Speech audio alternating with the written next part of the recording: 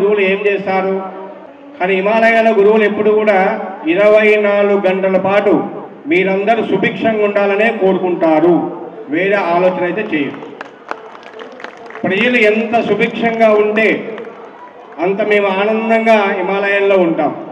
ఇక్కడ ప్రజలందరూ కష్టపడుతూ ఉన్నారనుకోండి, మేము అక్కడ ఆనందంగా ఉండలేము. మాకు ఎక్కడో ఒక చోట నెగిటివ్ రోల్ వస్తూనే ఉంటుంది. వైబ్రేషన్స్లో ఎవరో ఒకరు చెప్తానే ఉంటారు, అయ్యో ఇక్కడ బాగాలేదు, అక్కడ బాగాలేదు, ఇక్కడ ప్రకృతి బాగాలేదు అని చెప్తానే ఉంటారు.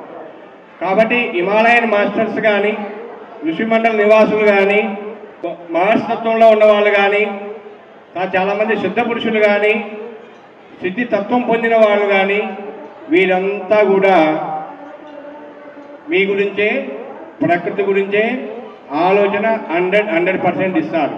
మాకు ఓన్లీ భూమండలం బాగుండాలి, భూమండలంలో జీవరాశి 84 లక్షల జీవరాశి సుభిక్షంగా ఉండాలి.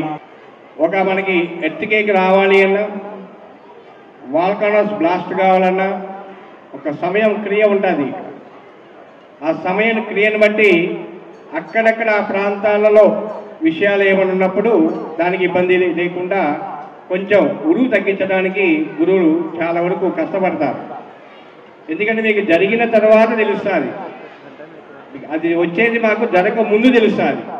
దానివల్ల ఎంత నష్టం ఉంటుంది, ఎంత ప్రాణ నష్టం ఉంటుంది, ఎంత సిస్టమ్ ఉంటుంది, ఇవన్నీ కూడా ముందుగానే మాకు ఇండికేషన్స్ వస్తాయి.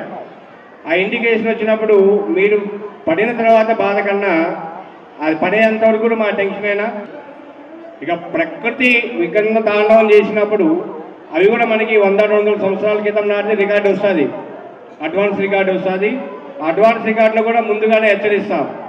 మాట విన్నారనుకోండి ఓకే, మాట వినలేదనుకోండి నష్టం చూస్తాం. అవి కూడా ముందుగానే మనం ఎక్కడికి ఏమి చేయాలి, ఎలా చేయాలని ఇంటిమేషన్స్ ముందుగానే వాళ్ళకి అందిస్తాం కూడా.